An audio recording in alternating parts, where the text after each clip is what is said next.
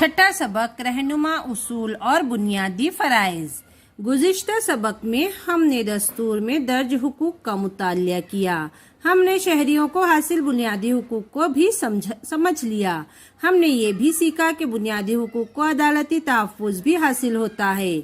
हमने अपनी ज़ाती और समाजी ज़िंदगी में बुनियादी हुकूक की अहमियत को समझने की कोशिश भी की। इसके मद्देनज़र अब हम रहनुमा उसूलों को समझेंगे। शहरियों के बुनियादी हुकूक हुकूमत के इख्तियारात पर पाबंदी आयद करते हैं। मंदरजे ज़ैल फहरिस्त के मुताले से आप हुकूमत के इख्तियार पर पाबंदी का मफ़हूम समझ पाएंगे। नंबर 1, हुकूमत शहरियों के साथ ज़ात, मजहब, नस्ल, ज़बान और जिन्स की बुनियाद पर तफरीक नहीं कर सकती। हुकूमत कानून के सामने सबको यकसा होने और कानून के यकसा तहफ़्फ़ुज़ से इनकार नहीं कर सकती।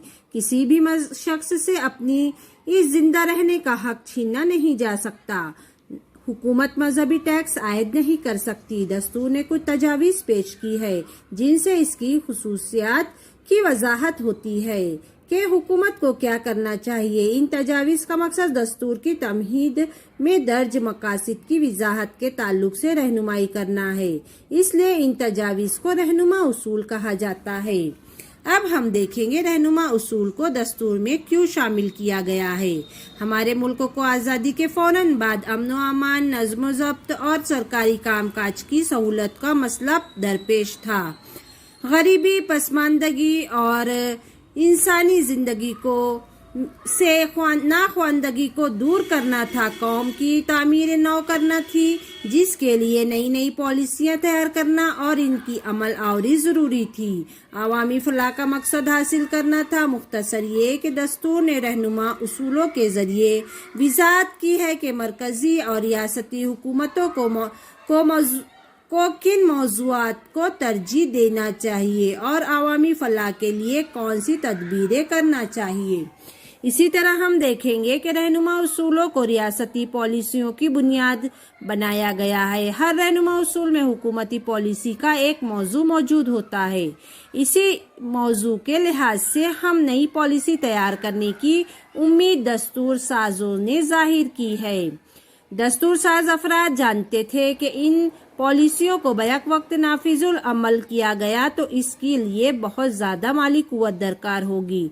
इसलिए इन्होंने रहनुमा उसूलों को शहरियों के बुनियादी हुकूक की तरह लाजिम नहीं किया। हुकूमत ने से इन रहनुमा उसूलों पर धीरे धीरे लेकिन इस्तिकामत के साथ अमल पैरा होने की तवक्के की गई है। अब हम देखेंगे चंद अहम रहनुमा उसूल। इसमें है कि हुकूमत की जिम्मेदारी है कि तमाम लोगों को रोजगार के वसाइल मुहैया करे।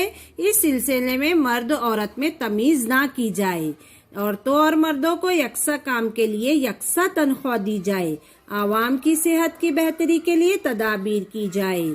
माहौलियात का तहफ़्फ़ुज़ किया जाए। कौमी नुक्ता नज़र से अहम मुकामात, यादगारें, इमारतें, आसार कदीमा की हिफाजत की जाए। समाज के कमज़ोर तबकात को खुसूसी तहफ़्फ़ुज़ देते हुए इन्हें तरक्की के मौक़े फराहम किया जाए। बूढ़ों, माजूरों और बेरोज़गार शहरियों के तहफ़्फ़ुज़ फराहम किया जाए।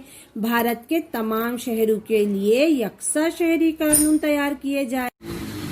रहनुमा उसूल और बुनियादी हुकूक एक ही सिक्के के दो पहलू है। बुनियादी हुकूक की वजह से शहरियों को लाजमी आज़ादी मिलती है, वहीं रहनुमा उसूल जमहूरियत के लिए मुवाफिक माहौल तैयार करते हैं।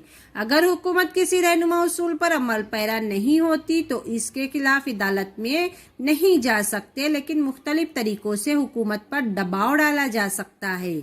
इस ताल्लुक से पॉलिसी बनाने के लिए इसरार किया जा सकता है।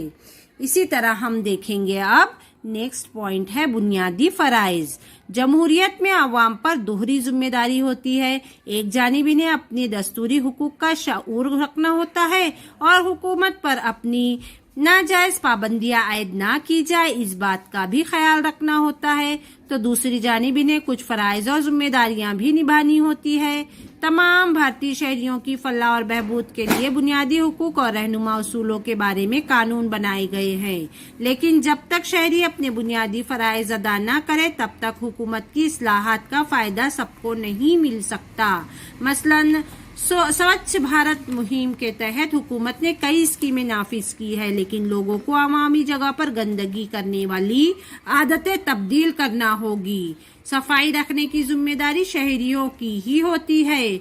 भारत के शहरियों को अपने बुनियादी फराइज से वाकिफ करवाने के लिए ही दस्तूर में बुनियादी फराइज को शामिल किया गया है। भारत के शहरियों के चंद बुनियादी फराइज हस्ब झैल है। नंबर 1, शहरी दस्तूर के मुताबिक जिंदगी गुजारे।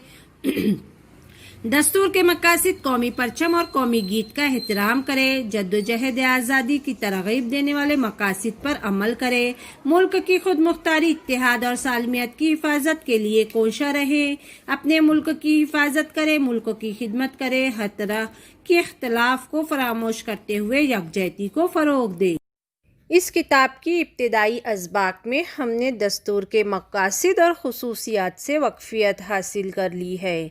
भारत के शहरियों के हुकूक और इन हुकूक के तहफ़्फ़ुज़ के बारे में भी हमने मालूमात हासिल की। हमने अपने बुनियादी फ़राइज़ को समझा। अगले सबक में हम अपने मुल्क के काम काज कैसे चलाया जाता है इसका मुतालिया करेंगे।